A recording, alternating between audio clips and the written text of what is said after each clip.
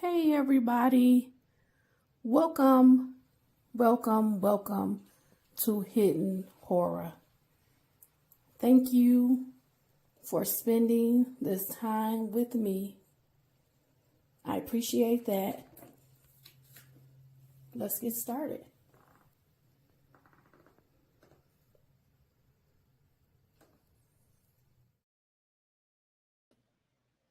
Hey everybody, welcome to Hidden Horror.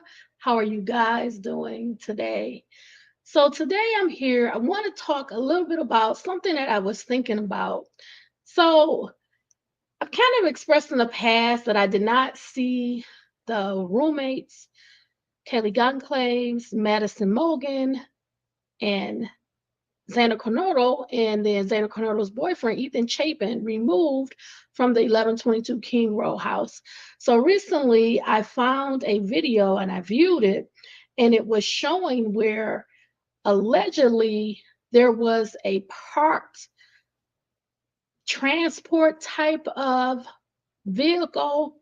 It appeared to be like a truck that was set in front of the house, but from the angle that we've seen all over through the news, you didn't see the truck because the police had that area blocked off with police tape. But I seen a brief video, and in the background, you could see like this truck, and the person was alleging that that was the truck where all of the roommates, their bodies was removed from 1122 King Road and taken into the truck. But again, they don't show the bodies being removed from 1122 King Road and then taken to this truck. But it had got me thinking, and I thought about a lot of things. Um, I know how the coroner or medical examiner's office works. I know how they remove bodies. I know very familiar with how they pick up bodies from crime scenes, from death scenes. Um, I've seen it over and over.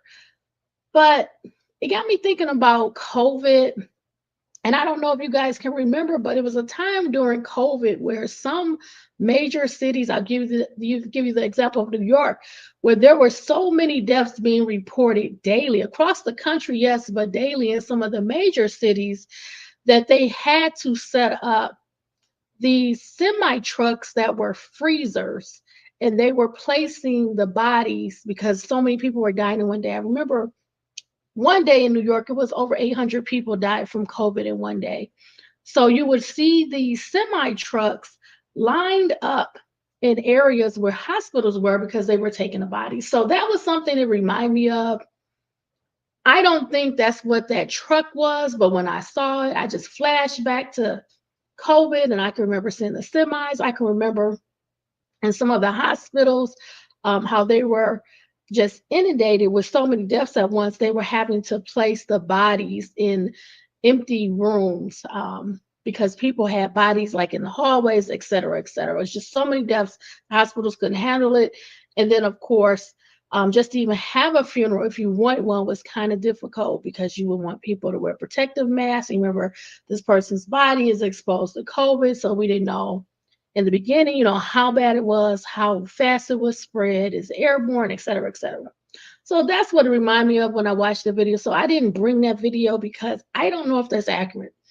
I didn't see any bodies in the video in the truck, and I also didn't see anything that indicated that it was picking up bodies for the scene. Um, so I just kind of let it go, pushed it to the side. But then I started to think about something that I had read in Brett Payne's statement. And this is why I'm here today, because I'm thinking more and more about information that's contained in his statement.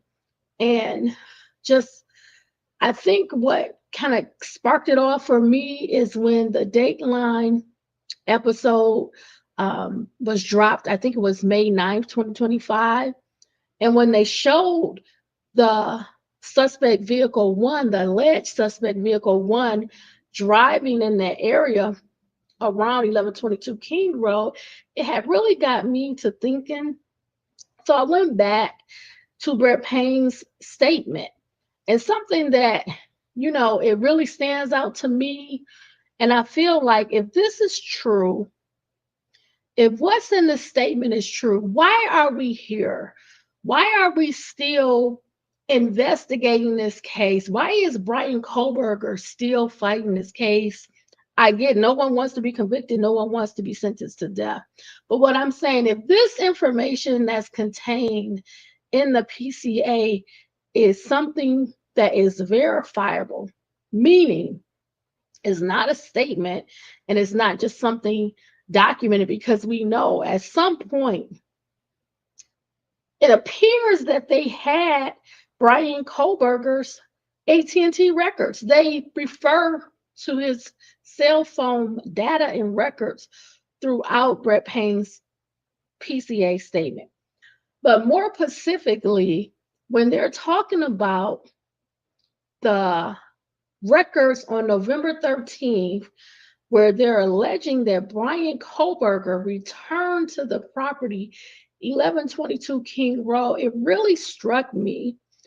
My husband and I, we were having a conversation last night, and I was just expressing to him some of the frustrations with the case and just telling him, about the Dayline episode and, how that video to me from our prior conversation, you couldn't tell the color of the car. You couldn't tell the make and model of the car. The colors were distorted. It was just a terrible video.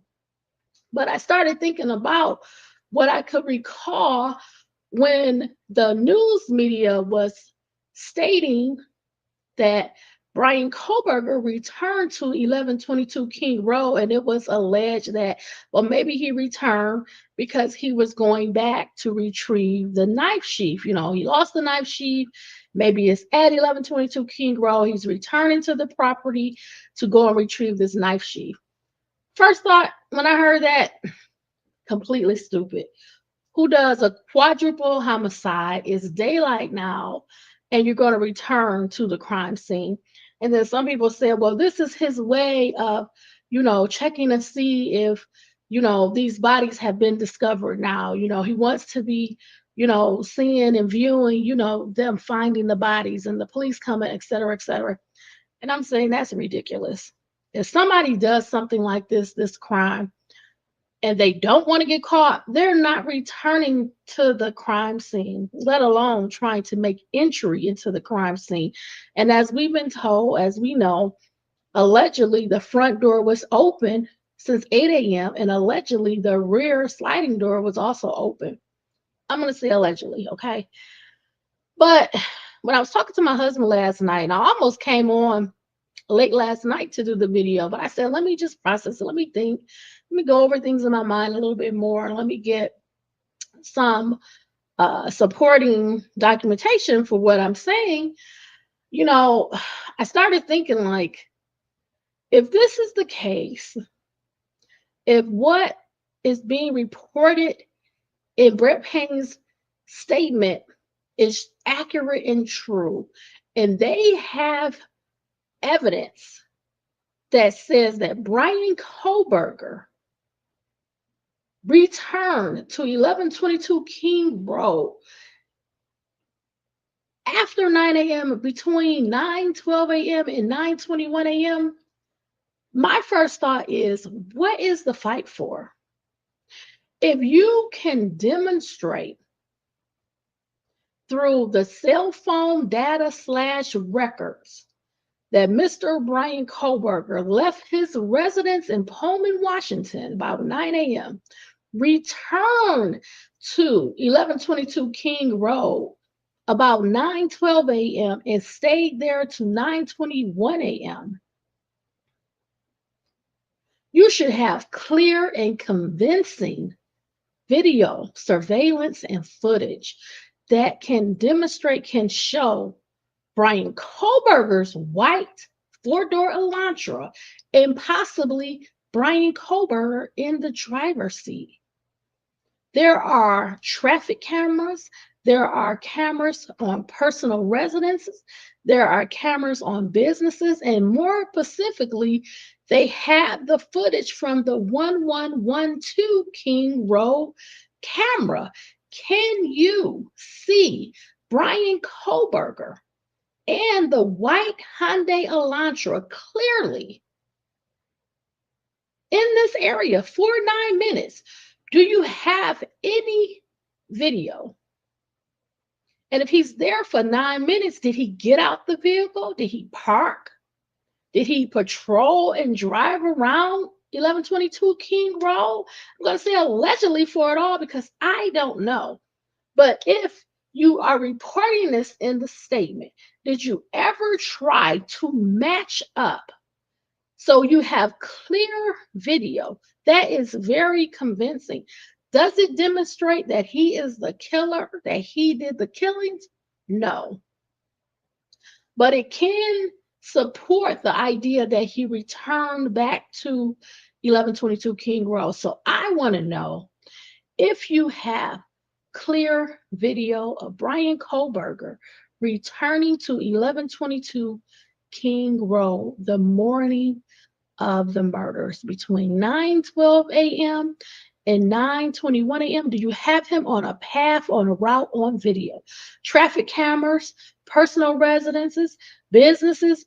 Do you have that? I don't think you do, because I believe if you had that, just like that nighttime video between the hours, the clips that was in the Dateline episode covered hours, and you couldn't clearly see the vehicle. But if you take the same idea, but you have it in daytime hours between 9:12 a.m. and 9:21 a.m., you would have a clear picture of the vehicle, the color of the vehicle, and you might have Bryan Kohberger driving that vehicle. That's my question. So let's get to it. Let's get started. I'm going to bring up a picture of Bryan Kohberger in his white Elantra because I'm talking about him. Okay. Well, it's not a clear picture, but you get the idea. This article is coming from the-sun.com. It's dated January 5th, 2023. It's written by Ben Shimkus, and it's titled Stalking Victims. Bryan Kohberger returned to scene day after killing 4 students and visited area 12 times in months before murders. The suspect in the Idaho murder came back to the scene of the crime a day after allegedly killing 4 students, according to a bombshell affidavit. In the months leading up to the murders, Bryan Kohberger's phone pinged near the crime scene 12 times and once in the hours after the killings, court documents show.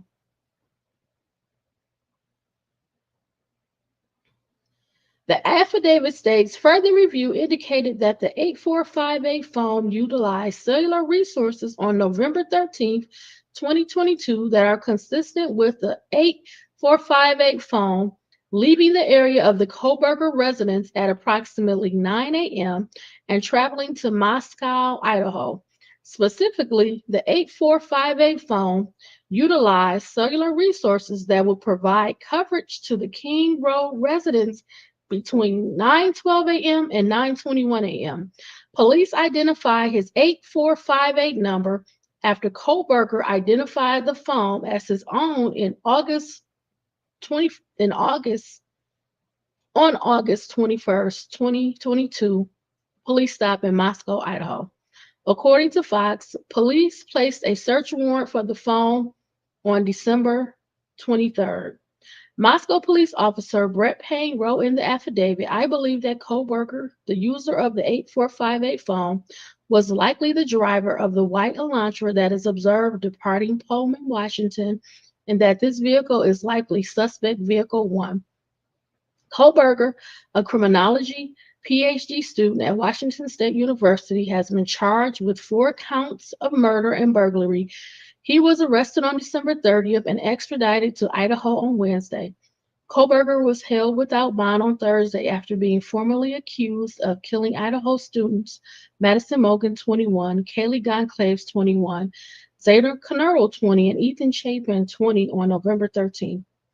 The chilling crimes gripped the imagination of many as information came out to the public in a slow drip. The Moscow, Idaho police worked with the FBI in compiling evidence of the crime. Neither organization released much information. Internet sleuths and media were galvanized to the snow covered college town, motivated to help compile evidence and find the killer. The arrest of Kohberger came as a surprise to many. The suspect was a complete unknown.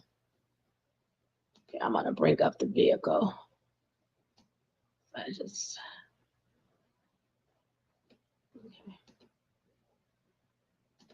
Now, this allegedly is Bryan Kohberger's car, this one here.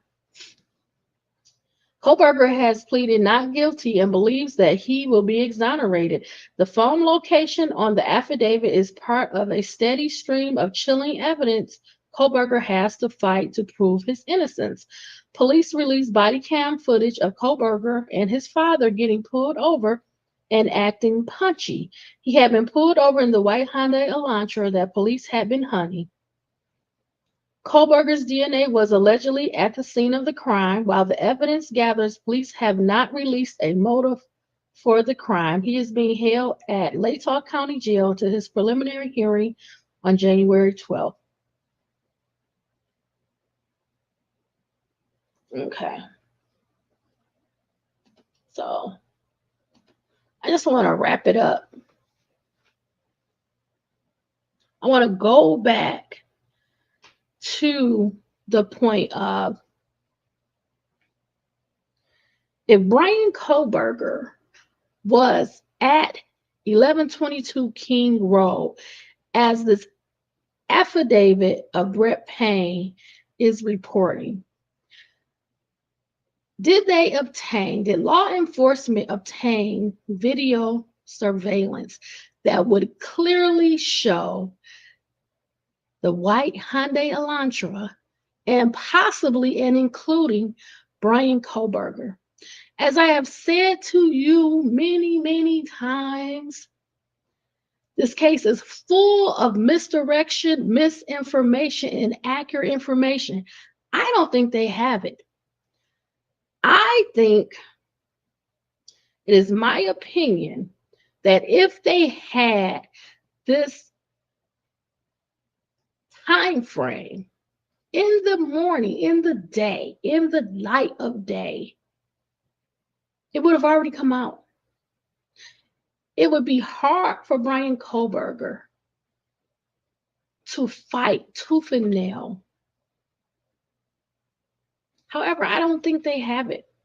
I don't think that's why that came out. I think we get the grainy video, the video you can't really identify the car, the make, the model, the color, the video that was throughout the nighttime hours.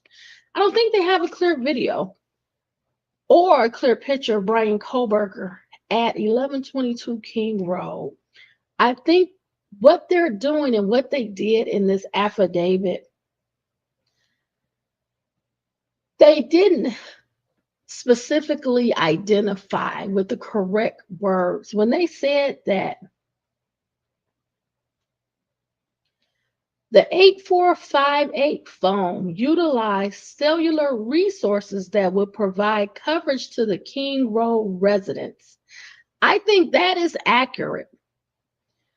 But you have to qualify that. What is the coverage area for this tower that's going to include this cellular service? Does the tower cover 5 miles? And this tower is standing and is picking up someone here a mile away, and then the King Road house 4 miles away. You have to look at not just what they're saying, but what it means. Does the tower cover 10 miles, 20 miles, 50 miles? From all of the information that I've learned and gathered, there are not a lot of towers in this Moscow, Idaho area.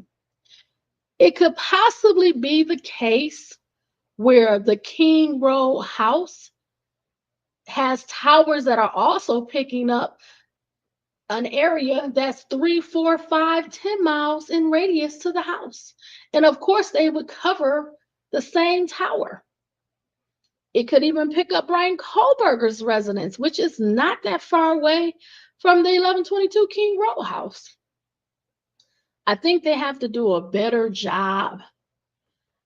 I personally don't need to see a connection, meaning I don't need to see Bryan Kohberger connected to any of the victims. But in this case, because the work is very sloppy, it's been a lot of issues. I think they're going to have to now make either a connection or have something solid. Again, is there a video?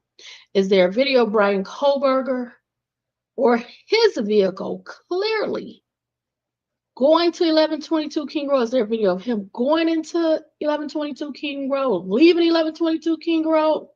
They have not been able to make a connection from Bryan Kohberger to 1122 King Road and or any of the victims or survivors, the 2 surviving roommates.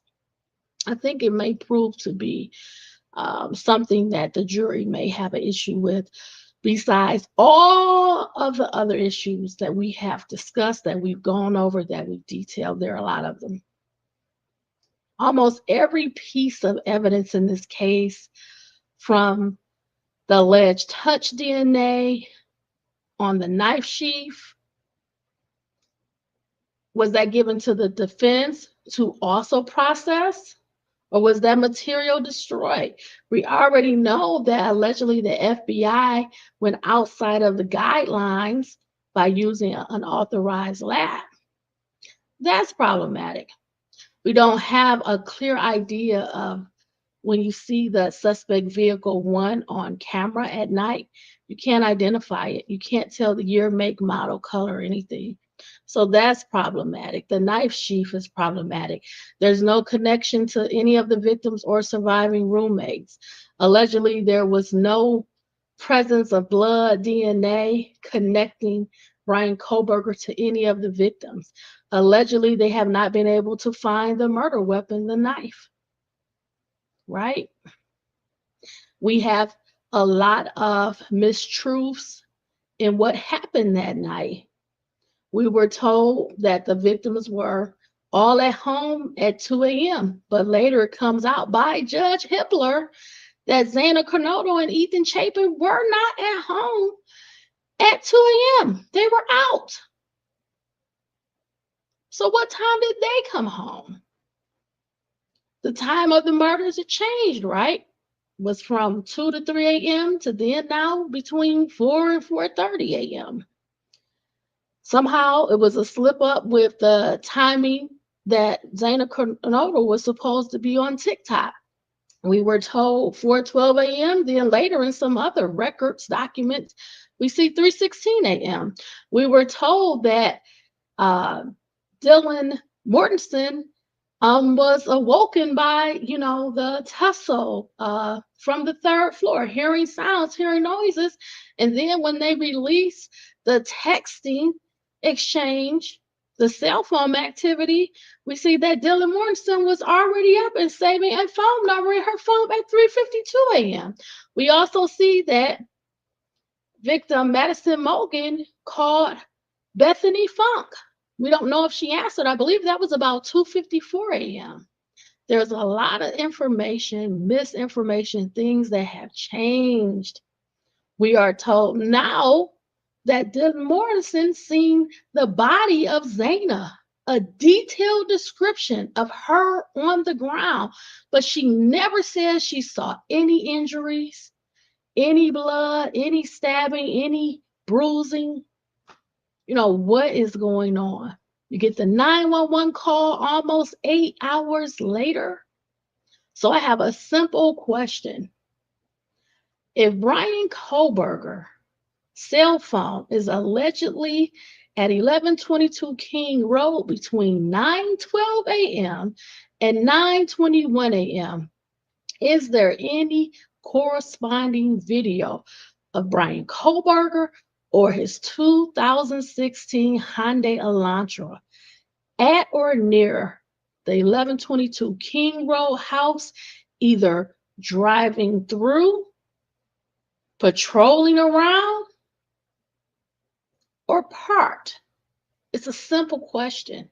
Clear video at that hour, that would be daylight hours. I'm going to tell you right now, I don't think it exists. I really don't. I think it's another, I don't want to say lie, but it is what it is.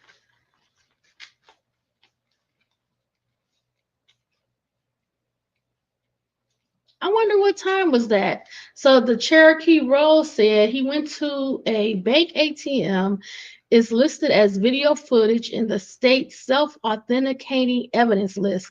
I think it was Banner Bank. Thank you. I want to know about the King Road house. We have that camera and they have video surveillance at 1112 King Road. Is Bryan Kohberger or his white Hyundai Elantra on the 1112 King Road camera between 9:12 a.m. and 9:21 a.m.? I don't think they have it. I don't think there's any video surveillance that exists. And we already know that they are saying, the state is saying they never received Bryan Kohberger's time in advance records. So where did all of these locations and times come from this statement of Brett Payne throughout here? Where did those records come from? Cyray, the defense expert for the cell phone data, he believes you have them. And all throughout this statement of Brett Payne, you're referring to them. You say you received them. So what is it? Either the statement is not truthful, it's not accurate, or you really did receive those time in advance records. That is all I have to say for this matter. I want to know what you guys think. Do you believe that there is some video surveillance of Bryan Kohberger in between this time frame of approximately 9:12 a.m. and 9:21 a.m.? This is daylight hours, but we would clearly see his white Hyundai Elantra, probably the license plate, in him as well. Is there any video? I don't think there is. For the Dateline episode to say that they had this exclusive video of the suspect vehicle one, and to me, you could not distinguish color, style, model, year. My bigger question is, if that wasn't exclusive, what will be the testimony, the evidence in the daytime hours where you would clearly be able to identify a suspect vehicle, and more importantly, Bryan Kohberger and Bryan Kohberger's vehicle? I don't think they have it. To me, it's just more misdirection. I almost feel like the killers, because I think that there's more than one killer in the Idaho 4 case. It almost feels like the killers were very close in proximity to 1122 King Road. I almost feel like they didn't have to drive to 1122 King Road. I am starting to feel like they were already in this area, whether that was law enforcement, and I have videos telling you why I initially thought that maybe law enforcement killed Idaho 4. Or were there other college-age students that were known to the victims that lived in this area in walking distance? I would like to know, did they obtain all of the video surveillance in this area not just showing the roads and the crossings, but the activity, I would say after 2 a.m. or after midnight, because my suspicions is Ethan Chapin and Zana Kernodle. I don't know if they were killed at 1122 King Road. For that matter, I don't know if any of the victims were killed at 1122 King Road, but I'm still very concerned about Zana and Ethan because we don't know their whereabouts. We have never learned their whereabouts. We don't know when they arrived, if they arrived at 1122 King Road, and if they were killed at 1122 King Road. We just don't know because from the 911 call and the information that Dylan Mortensen gave, her statement about seeing Zana's body on the floor, and by the response of the 911 callers, when they made the call, no one ever described the scene that we are told was the crime scene at 1122 King Road. Blood everywhere, vicious attack, stabbing, multiple injuries, blunt force injuries, sharp edged weapons, stabbings, and much, much more. Nobody described that. Dylan Mortensen didn't describe that when she saw Zana's body allegedly on the floor, on the second floor, when she went downstairs to be with Bethany Funk. And when the 911 call was made, no one even used the word blood, injuries, that they were all already dead. No one said any of that. And that's what's scary about this case. It seems to be a huge, huge cover up. There's some bigger actors behind the scenes.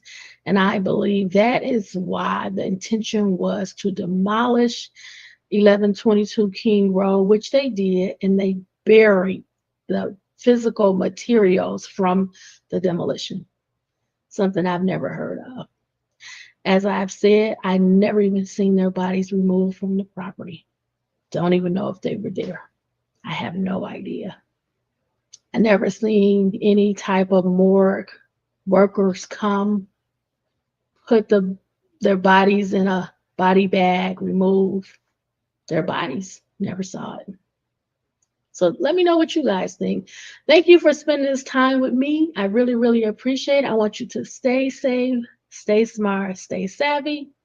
Be well, all my friends. Bye, everybody.